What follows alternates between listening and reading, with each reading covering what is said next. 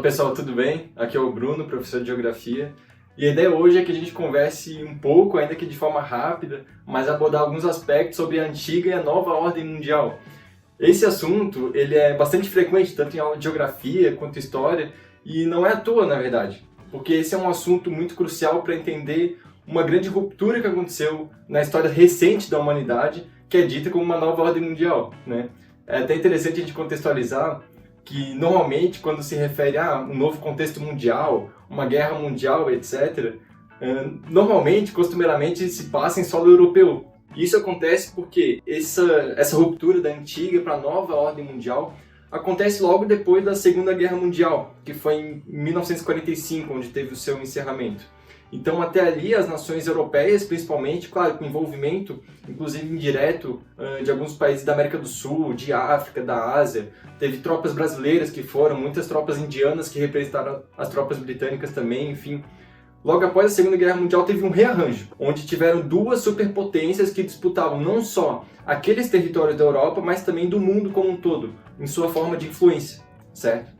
Então, o Ocidente, que é chamado, é representado pelas forças capitalistas, principalmente, capitaneadas pela superpotência dos Estados Unidos da América e com uma forte influência nos países do Ocidente europeu. Então, a França, Itália, Espanha, Inglaterra, né, Reino Unido como um todo, tem essa influência ideológica muito forte dos Estados Unidos. E é ideológica porque é econômica. Já no Oriente, da Europa, né, é outro contexto, outra situação. São as forças socialistas que estão disputando aquele território. Então, capitaneados pela superpotência da União das Repúblicas Socialistas Soviéticas, tem ali a ideologia do socialismo. Então, tem essas duas forças que estão disputando um mundo chamado de bipolar. Bom, antes da Segunda Guerra Mundial, a principal força, a principal expoente econômica do mundo era a Europa Ocidental mesmo.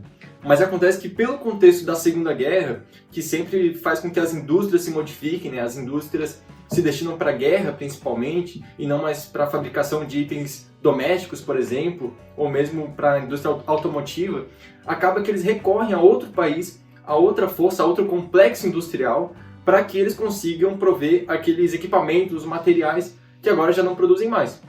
E essa força, esse país, foi os Estados Unidos. Então, durante todo o contexto da Segunda Guerra Mundial, os Estados Unidos foi muito beneficiado através de transações comerciais mesmo, e uma certa dependência que se estabeleceu entre transações da Europa Ocidental com os Estados Unidos. Então, nessa situação, com a Segunda Guerra Mundial, de certa forma, economicamente, os Estados Unidos se favoreceu muito. Inclusive porque é um dos países que, até hoje, mais investem e mais conseguem lucrar com a indústria bélica.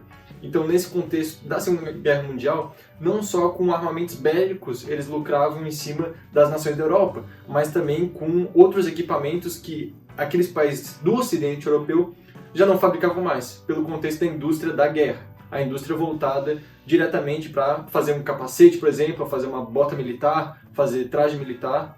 Então, todo esse contexto da Segunda Guerra Mundial acabou sendo muito favorável para que os Estados Unidos despontassem como sendo uma superpotência para esse outro momento. Então, nesse contexto pós-Segunda Guerra Mundial, a gente tem uma configuração muito contrastante, principalmente na Europa, entre os países do Ocidente, que são adeptos ao capitalismo, e os países do Oriente, que são adeptos ao socialismo. Então, cada um desses eixos, eles são voltados com um polo. O polo do Ocidente, no caso, é o capitalista, e o do Oriente, da Europa, é o socialista. Por isso se diz que esse contexto da Guerra Fria é o contexto do mundo bipolar, pois são dois polos muito contrastantes em vários sentidos, principalmente ideológico, que estão articulando uma Guerra Fria. Uma guerra que, mesmo que entre essas nações, entre Estados Unidos e União Soviética, não tem um embate bélico direto, tem outras formas de existir esse conflito. Porque não é só uma guerra bélica, é uma guerra também ideológica, uma guerra econômica e uma guerra política por influência em outros territórios. Então, nesse momento da Guerra Fria, que durou quase 50 anos, a busca desses dois polos, dessas duas superpotências, era por conseguir a hegemonia mundial, era por conseguir colocar em outros territórios, em outras nações que têm outros recursos econômicos, outros recursos minerais, a ideologia e a política daqueles países. Então, para os territórios de América, para os territórios de África, de Ásia, tinha um conflito muito forte, ideológico mesmo, e também econômico, para saber em qual país que eles iam se alinhar mais. Em algumas situações, inclusive, num país emergente, existem representantes dessas duas nações, dessas duas superpotências, que estão entrando em confronto bélico. Por exemplo, no Vietnã, onde teve a ruptura entre o Vietnã do Norte e o Vietnã do Sul. O Vietnã do Norte adepto à ideologia socialista e o do Sul adepto ao capitalismo.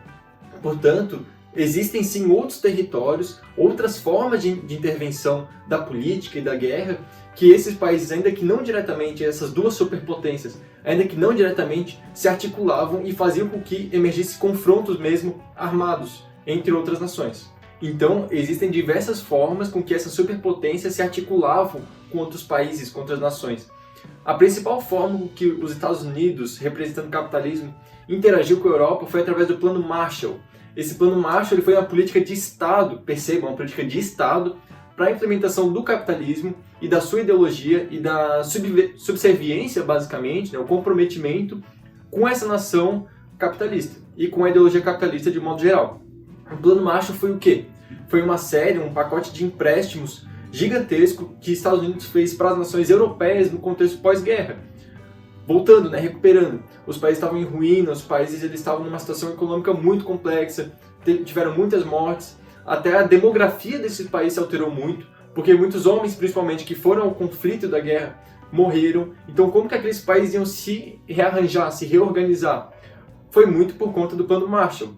Então, é até interessante pensar numa questão mais contemporânea, inclusive, quando se fala de China, China, o capitalismo de Estado. O capitalismo e o Estado eles estão muito entranhados desde que o capitalismo é capitalismo, certo? O Plano Marshall ele foi uma política pública, uma política do Estado, dos Estados Unidos mesmo, para que o Ocidente europeu tivesse a confiança, a segurança, enfim, a reciprocidade numa relação capitalista. Então, o Plano Marshall foi essa série de empréstimos, esse pacote de empréstimos enorme, que fez com que os países do Ocidente europeu, principalmente, não acabassem tendo muita influência do socialismo, do Oriente da Europa. Algo muito interessante de contextualizar também acerca de como que tinha interferências políticas em outros países que não das superpotências, Na América do Sul, por exemplo, na década de 60 foi muito comum, foi muito vigente os golpes ditatoriais. Na América do Sul, todos os golpes militares que aconteceram tiveram influência dos Estados Unidos comprovadamente, certo? Então Chile, Argentina, Uruguai, Brasil e outros, inclusive, todos eles tiveram a intervenção política dos Estados Unidos, certo? Então, através de agências de espionagem, punições. Então, perceba como que, mesmo no sul global, que se diz mesmo à margem do sistema capitalista e à margem da superpotência da União Soviética, também tinham outras interferências.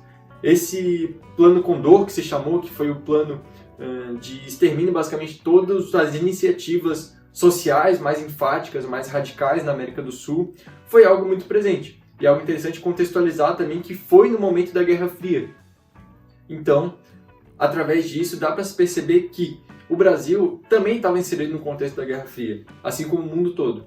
E o Brasil também teve suas consequências a partir disso. Muito por conta desse plano Marshall, portanto, é colocado o que se chama de cortina de ferro, que é o contraste muito nítido entre os países que representam o capitalismo e os que representam o socialismo na Europa, certo? Mas, claro, um conflito, num contexto, numa configuração de tanta disputa econômica e ideológica, não tinha como acontecer de forma meramente pacífica. Também tinha uma série de contextos militares.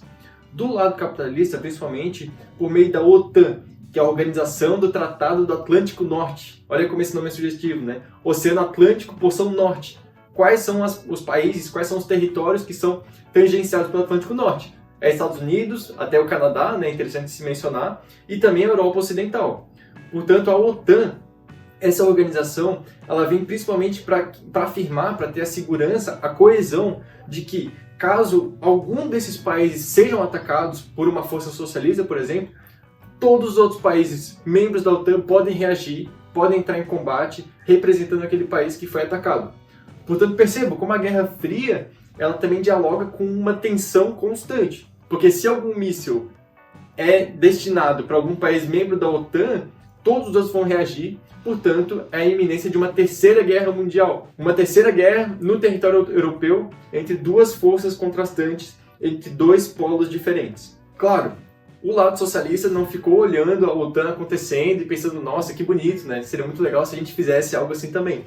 Ocorreu o Pacto de Varsóvia, que é basicamente a mesma forma, a mesma essência também do que é a OTAN, só que para as forças socialistas. Então o Pacto de Varsóvia vem para que, caso um país socialista seja atacado, ele tem a possibilidade, ele tem os recursos para reagir também belicamente.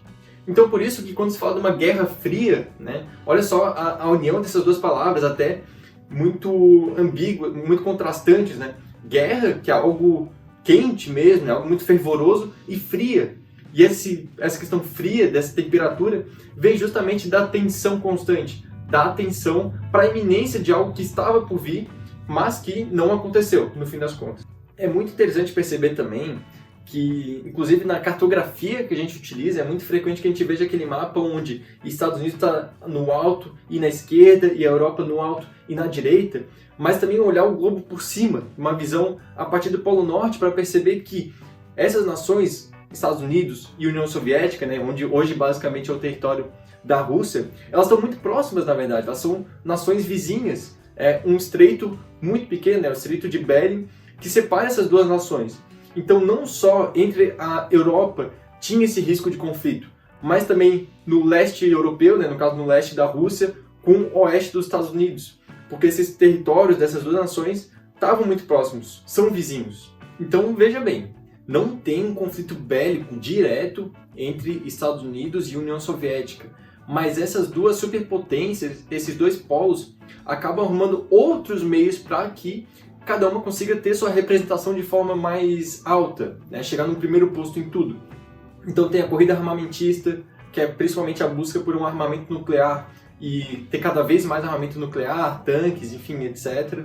Mas também tem a questão olímpica, de jogos olímpicos, de competições esportivas. Por exemplo, Cuba, né, uma ilha socialista, nessa época, destinava muito da questão esportiva no boxe, para que quando tivesse uma bandeira tremulando em primeiro lugar, seja de uma pátria socialista. Também teve a corrida espacial, onde através de uma série de inovações tecnológicas, os países iam cada vez mais rompendo os limites antes colocados pela própria humanidade, pelo avanço científico até então. Então tem diversos subterfúgios para que esses países consigam ter suas representações também colocadas de forma direta, ainda que em outros meios. Inclusive tem uma Olimpíada que aconteceu na União Soviética que foi boicotada por muitos dos países adeptos ao capitalismo, justamente para fragilizar o evento, né, para desmoralizar, enfim. Em outro momento acontece a Olimpíada também numa nação capitalista e alguns países socialistas também aderem a um boicote dos jogos. Então perceba como que essa política também está muito envolvida com uma questão esportiva. Mas perceba o quão simbólico se torna quando a missão espacial de chegar à Lua e de colocar o primeiro homem na Lua, etc. E isso acontece, os Estados Unidos não enfinca um mero objeto qualquer ali. Coloca a sua bandeira, coloca os Estados Unidos representando, certo? E aquilo é transmitido para o mundo todo, foi um evento transmitido ao vivo. Então aquilo teve uma conotação política também muito forte, de hegemonia mesmo. Aqui no Brasil, por exemplo, na América como um todo, o país se alinhou muito mais, até hoje inclusive, né, à força capitalista. Então muito do que se recebeu de propaganda, de influência, de mídia, enfim, foi através de veículos que tinham um alinhamento ideológico também com o capitalismo. Mas esse contexto, essa configuração da Guerra Fria, ela durou cerca de 40, 50 anos e ela acabou por ter um fim. O socialismo colocado na União Soviética na época era um socialismo extremamente burocrático, teve diversas fragilidades, incoerências, enfim, como toda ideologia tem suas incoerências também no momento de se colocar na prática, perceba, e acabou por ruir. A União Soviética, pode-se dizer que teve dois momentos em que caiu. O primeiro, que foi muito simbólico, foi a queda do Muro de Berlim em 1989, então ali muitos teóricos, inclusive, falam que ali acabou a Guerra Fria, e outras pessoas falam que foi em 1991, que foi no momento da dissolução da União Soviética. E até uma curiosidade aqui, quando ocorreu a dissolução da União Soviética, o Brasil tinha um repórter, um correspondente internacional lá. E quem cobriu a queda da União Soviética foi o Pedro Bial. Sabia? Caraca, não sei. Algo muito comum de se colocar também acerca de diferenças entre União Soviética e Estados Unidos é uma questão de ditadura, né? Lógico, a União Soviética cometeu uma série de excessos, principalmente quando a coisa já começou a desandar economicamente, mas do outro lado também é interessante fazer críticas e se colocar, né? Porque principalmente para a população negra dos Estados Unidos, na década de 60, pouco de democracia eles conseguiam testemunhar. Fica inclusive de recomendação duas obras, 2 filmes, né, audiovisuais, que é Judas e o Messias Preto e O Sete de Chicago, que passa muito nessa época, na década de 60 nos Estados Unidos, e das formas de opressão com que essa população sofria. Então é muito interessante contextualizar também outras formas de repressão social que aconteciam no território dos Estados Unidos e que com certeza não eram lá nada democráticas. Da mesma forma com que a invasão ao Vietnã também não acontece de forma democrática. Então é interessante fazer, lógico, as justas e duras críticas para ambos os lados, porque elas são pertinentes e elas existem. Então, nesse momento, em 1991, de forma definitiva, mesmo que vários países já tenham se saído da União Soviética antes, enfim, foi um momento que, de fato, ruiu, acabou a União Soviética. Então, a partir da queda da União Soviética, da dissolução da União Soviética, acaba que essa superpotência deixa de existir. Esse contraste, esse conflito, essa bipolaridade não é mais presente. O socialismo, a partir daí, ele passa ainda a resistir em algumas nações, como é o caso de Cuba, Vietnã, Coreia do Norte, China, certo? Todos com socialismos muito diferentes, até porque o socialismo, tanto quanto o capitalismo, ele ocorre de forma diferente nos países. Então, são esses os locais hoje, basicamente, onde resiste o socialismo ainda. Não através de uma superpotência, de um grande território, mas sim através de um modo autônomo de economia, um modo autônomo de gestão do Estado, enfim. Então, com a queda da União Soviética, já não tem mais uma superpotência para disputar a hegemonia mundial, certo? Então, o capitalismo reina, digamos assim, o capitalismo se globaliza, se mundializa. Acontece que todas as nações que estavam antes no bloco socialista passam por um processo de mudança para o capitalismo, certo?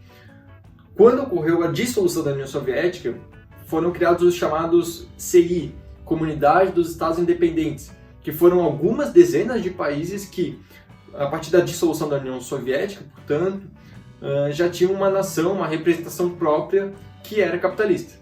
Então todos esses países eles passam, por exemplo, basicamente todos, a integrar a União Europeia, né? Ainda que não fosse chamada União Europeia de fato, mas aquele complexo econômico, aquela rede de influência ideológica e comercial dos países europeus do Ocidente. Então, a gente tem a nova ordem mundial, uma nova configuração de como é a geopolítica do mundo, certo? Algo muito comum de se ouvir falar é que esse novo contexto ele é multipolar, não é mais bipolar, né? O bipolar, a disputa entre Estados Unidos e União Soviética, já não existe mais, e agora é multipolar, com os principais polos, né? Os Estados Unidos, Europa Ocidental, Japão, China. Eu, particularmente, discordo um pouco dessa abordagem, né? Vamos fazer a seguinte analogia. Vamos supor que tem um grande campeonato mundial de futebol e sempre são os mesmos 4 países que ficam em primeiro, segundo, terceiro e quarto lugar. Vamos supor que esse primeiro e esse segundo país eles estão sempre competindo, né? E eles estão sempre fazendo 80 pontos, 78 pontos, enfim, estão sempre muito próximos. E o terceiro e quarto time estão fazendo 60, 55 pontos, algo em torno disso. Vamos colocar aqui uma situação hipotética, onde esse segundo time que está sempre concorrendo, ele cai, ele deixa de existir, ele vai à falência, enfim. Então a gente tem outros times que sobram, né? O terceiro colocado e o quarto colocado. A partir da saída dessa segunda nação, que era a segunda maior, a segunda mais importante, o terceiro colocado vai para segundo, o quarto vai para terceiro e alguém fica em quarto. Porém, esse mesmo primeiro time, ainda faz 80 pontos todo ano. E os outros fazem 55, 60 pontos. Dá para dizer que agora a concorrência é do primeiro com o antigo terceiro colocado, sendo que a pontuação que eles fazem é a mesma, e os países nesse sentido seriam economias no mesmo tamanho, economias semelhantes? Não dá para dizer. O primeiro e o terceiro eles não concorrem diretamente. E da mesma forma acontece nessa nova ordem mundial.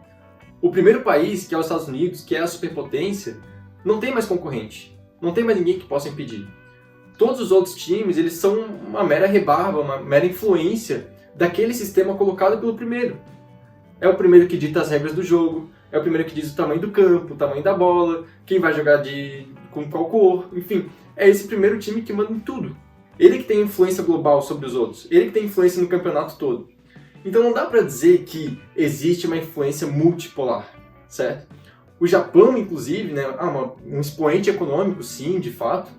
O Japão ele é ocupado militarmente pelos Estados Unidos. A Coreia do Sul também é, certo? A Índia tem uma influência muito forte com os Estados Unidos. A Europa Ocidental, então, lembra do Plano Marshall? Uma série de pacotes, de empréstimos, que fez com que esses países se reestruturassem, se reorganizassem. Cara, esses países todos eles têm influência desse time, dessa nação, certo? Então não dá para dizer que é uma questão multipolar. Agora é unipolar, certo? Tanto economicamente quanto militarmente. O arsenal de guerra que os Estados Unidos têm, enfim, é algo muito poderoso.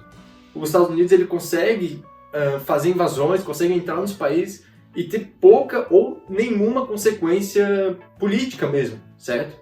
Não tem nenhuma punição de fato. Então, intervenção no Oriente Médio, enfim, uma série de bombardeios em países, é o que continua acontecendo. Então, hoje a gente tem uma questão unipolar mesmo, inclusive porque mundialmente é só um sistema que é predominante, que é o capitalismo. Então perceba, nessa nova ordem mundial, nessa nova configuração geopolítica que se instala e que está aí até hoje, basicamente, pouco se modificou, a gente tem a predominância do capitalismo, capitaneado pelos Estados Unidos, inclusive através de órgãos mundiais, né? FMI, Banco Mundial, enfim, são diversos órgãos mesmo que têm a agenda econômica predominante do capitalismo, né? Hoje em dia do neoliberalismo. Dá para se colocar a China como sendo um país expoente, né? Um país que está emergindo sobre outras condições. Não é um país que tem o capitalismo como é colocado na agenda mundial, certo? É um país socialista, e isso se coloca através de inúmeros pesquisadores, inúmeros estudiosos, inclusive recomendo a vocês procurar Elias Jabbour, que tem diversos vídeos no YouTube e que faz um conteúdo muito destinado à China e que é muito mais específico e tem muito mais anos de estudo, então pode ser muito mais interessante. É o que eu recomendo fortemente, certo? Mas que a China, quando ela estabelece relações comerciais com outros países, ela não coloca uma questão ideológica acima, certo? Ela coloca basicamente que tem que ser aceita a política chinesa, certo? As coisas como a China faz tem que ser reconhecido, mas não é imposto um outro sistema econômico para esse país, certo? Inclusive, muitos países da África hoje têm relações comerciais muito fortes com a China, nas Américas também, enfim, e esses países nem por isso, muito pelo contrário, se tornam socialistas. O Brasil ele é um dos grandes parceiros comerciais da China, ou melhor, a China é uma das grandes parceiras comerciais do Brasil, e nem por isso o Brasil se torna socialista. Bem pelo contrário, o Brasil é um país bem capitalista. Então, nesse contexto da nova ordem mundial, a gente tem a estabilidade, a estabilização, a posição do capitalismo como sendo a ordem padrão, a ordem econômica hegemônica, certo? E é basicamente isso. Espero que vocês tenham gostado. Qualquer coisa é só mandar mensagem, é só perguntar, a gente está sempre à disposição. E é isso. Valeu!